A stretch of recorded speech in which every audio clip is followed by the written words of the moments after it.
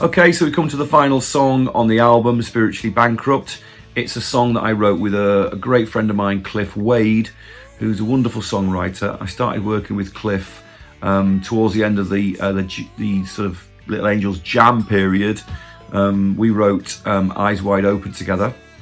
Cliff's a great writer. He's written stuff for Pat Benatar and Tina Turner and all sorts of people. And we used to hang out a lot, especially after the band had split up. We wrote quite a lot of stuff together.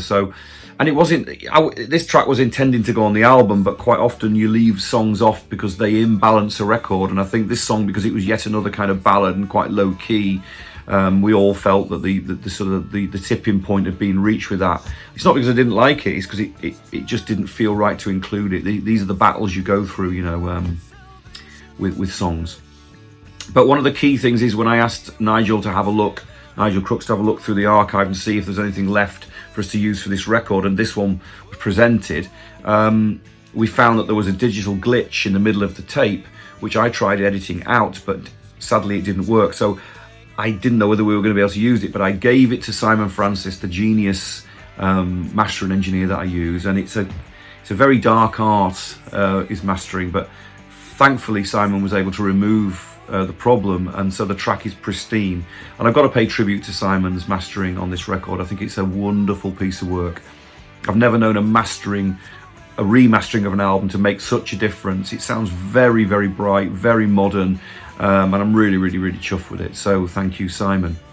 So yeah, a very simple concept with this idea. I mean, it really obviously examines the concept of humanity, spirituality, and I don't mean that in a sort of biblical sense or a you know, an organized religion sense. I don't think religion has a right to lay claim to spirituality. I think that's something that's inherently in humans.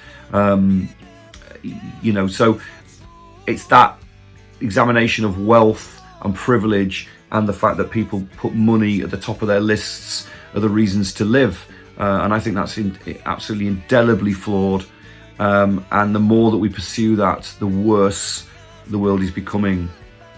And so the kind of Spiritually Bankrupt title, I think, is as relevant, if not more relevant today as it was when I wrote the song. So I think it's a pretty fitting way to end this record, given the times we're living in.